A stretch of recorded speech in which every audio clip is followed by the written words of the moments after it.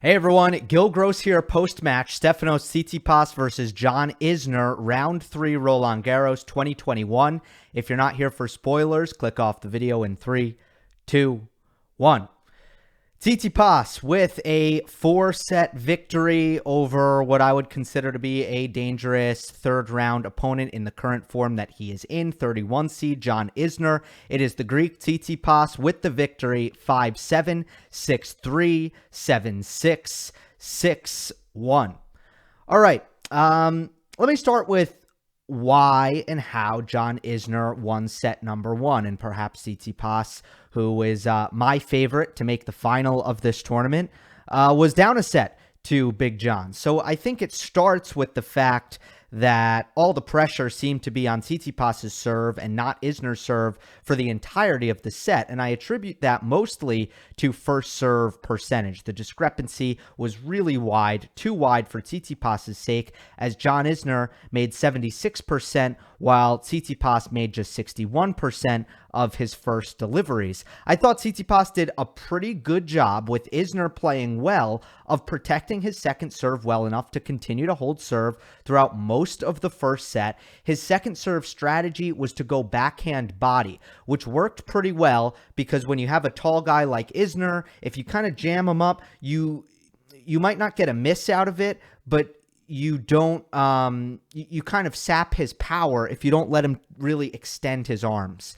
So that worked well. There's a downside to that strategy, as I'll get to in a moment, but Tsitsipas did a good job to hold up until 5-all. And at this 5-all game, John Isner was unbelievably good. He hit an insane backhand slice from a defensive position on love-all at love-all that forced Tsitsipas to go into the midcourt and try to dig out a ball that he could not. Then at love 15, Isner hit another really good backhand slice short in the court. Tsitsipas hit a drop shot, a redrop, so to speak. Isner chased it down, punched it down the line, well placed for a passing shot winner, love 30. Then at love 30, Tsitsipas hit a bad first serve out wide into Isner's forehand, but John just roped a winner down the line, return winner off of a first serve. At love 40, Tsitsipas's second serve strategy finally backfired. The big weakness there is that whenever John Isner anticipates the backhand body second serve, he could quite easily just move to his left and get a forehand to hit on the second serve return. He only did it really twice in the entirety of that set. One of them was on that break point. He hits an approach shot, Tsitsipas misses the pass, and there's the break at 5-all. But Isner's basically never going to play that well. It was just a fantastic game. He won the opening 2 points from defensive positions, and Tsitsipas didn't even make really, terrible mistakes in those opening 2 points. Normally, Isner will never dig himself out of points from defensive positions as well as he did in this game. It was just an outlier. You tip your cap. You hope Isner plays a return game that good, maybe once a match, maybe twice a match, but he's not going to really play a game that good with any kind of consistency. It is true that Tsitsipas was particularly bad on his return points, and Isner's serving was exceptionally good. So, and he wasn't really making any mistakes behind his serve either. So yes, if I go back to the numbers here, let's see, Tsitsipas won. It was only 5 of 29 return points in the first set. But while he wasn't great, I really liken it to Isner making a vast majority of his first serves and just not making mistakes behind his serve either. So it was a tough one. 7-5, Tsitsipas loses the first set. From there, I thought that Tsitsipas just needed the serve dynamic to change a little bit, and it did. Isner dropped to 63% first serves made, so that's a significant dip from the first set. That's the first thing. And Tsitsipas began to make nearly all of his block returns. This was the big key. In the first set, Tsitsipas blocked 64% of his first serve returns, of Isner's first serve returns. No, of his first serve returns. And he made just 50% of Isner's serves back into the court. In the second set, Tsitsipas blocked 91% of his first serve returns and made 80% back into the court. My observation is that the adjustment came entirely on the forehand side, as right off the bat, Tsitsipas knew that he was not going to be able to hit through his backhand. But on the forehand, he adjusted from trying to hit through that return to just blocking it back. As a result, he made way more in the court, and he had uncanny success on the block return. It seemed that Tsitsipas was able to get the ball deep in the court every time Isner stayed back, putting a lot of pressure on Isner's first forehand from a court position that is on or behind the baseline. And twice in the key 3-4 game, when Tsitsipas broke in the second set, Isner missed his first forehand. But it seemed like when Isner served and volleyed, a play that he'll mix in all the time, and a great counter to players who try to block their return deep into the court. You come in, you get an easy high volley. But it seemed like when Isner went to that play, now Tsitsipas's returns were short and shallow, setting up difficult volleys for Isner, which happened twice in the key 3-4 game when Tsitsipas broke in the second set. So there might be a little bit of luck there, or maybe there was a little bit of feel there where Tsitsipas sees it out of the corner of his eye and makes the proper return. Whatever it was, again, uncanny that whenever Isner serve volleyed, he got a low volley. Whenever he stayed back, Tsitsipas's return was deep in the court. So, especially in the 3-4 game, that was the break. Isner's first serves won percentage completely tanked to 51%, which is as low as you'll ever see it. Just a credit to Tsitsipas's tremendous returning and the adjustment he made.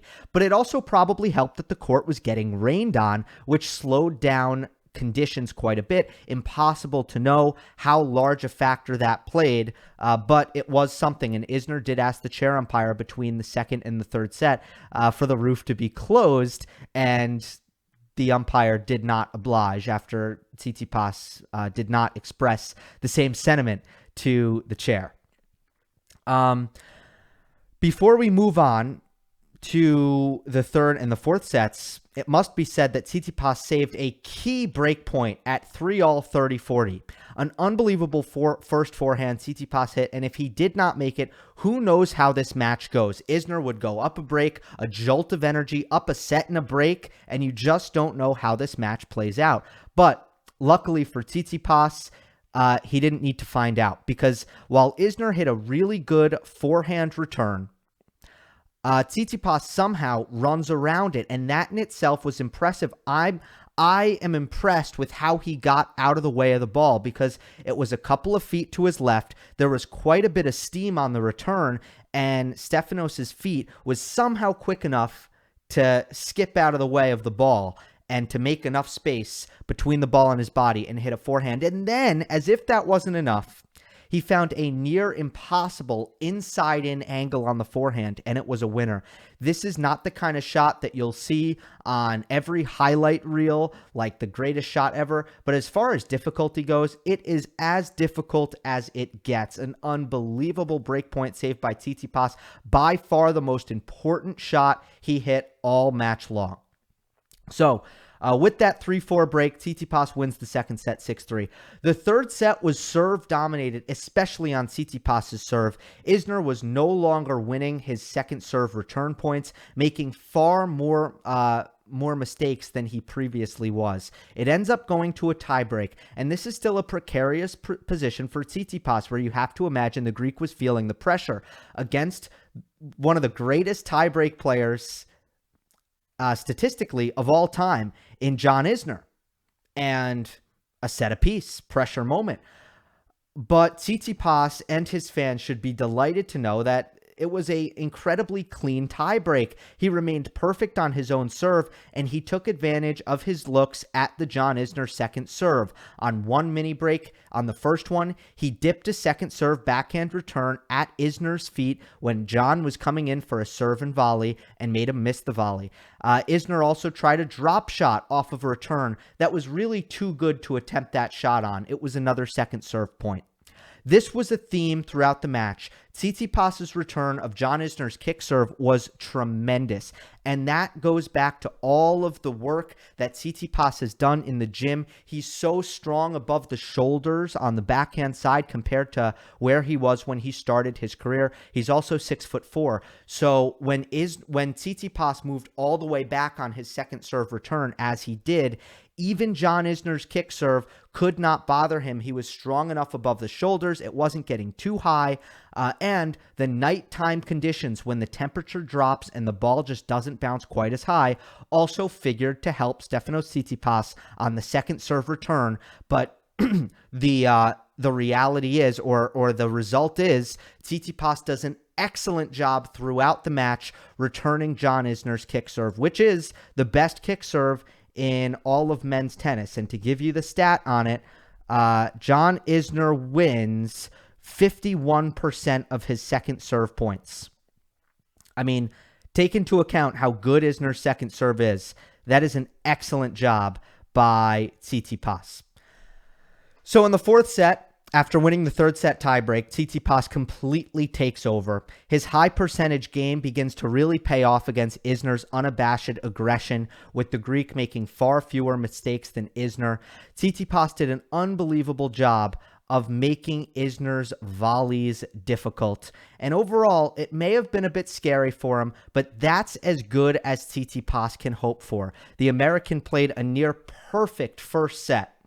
It's no shame losing that first set. And from there, Tsitsipas handled business. It's especially positive to know that he did not let his nerves show in the third set tiebreak, and his advantages shined as soon as John came back down to earth. That's all I got for you on this match. Make sure you're following me on Twitter for coverage throughout the tournament. At Gill_Gross is the handle to follow. It's Gill with 2 L's. Hope you enjoyed. Don't forget to subscribe, and I will see you next time.